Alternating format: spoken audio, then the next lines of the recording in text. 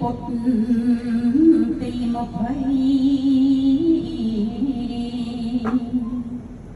ក្នុងខែសីហា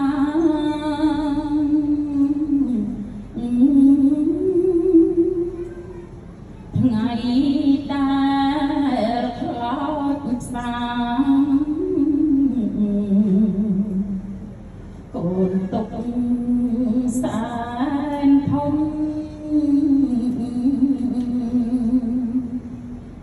មាត់ចរិត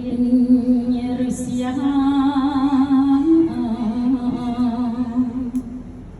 ប្រហាម្ដាយខ្ញុំ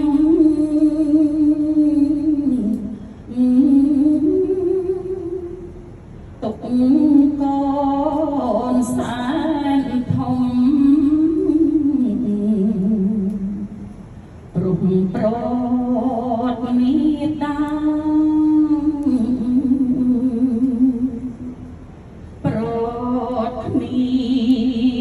គ្រានេះ6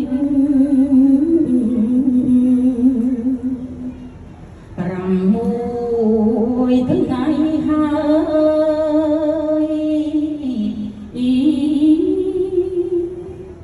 អ្នកម្ដាយរលឹកវ័យ56ឆ្នាំវីរភាពអ្នកម្ដាយ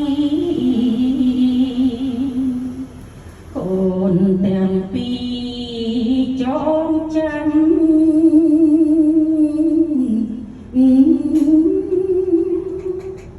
ម្ដា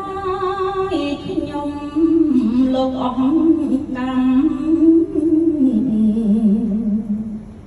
ជួបព្រះធម៌ពិតកូនមិនភ្លេចបណ្ដាមកឲ្យកូនសាមគ្គី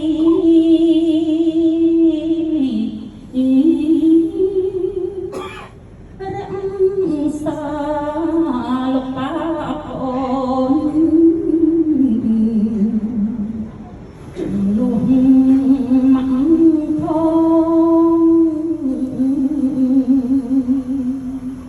អូនអ្នកម្ដាយថ្លៃនាមប្រាំចិន្តា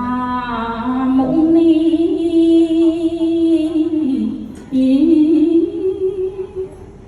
ចាញ់ទៅកាន់សុគតិភពលោកបានកូនញាតិទាំងឡាយអត់ទឹក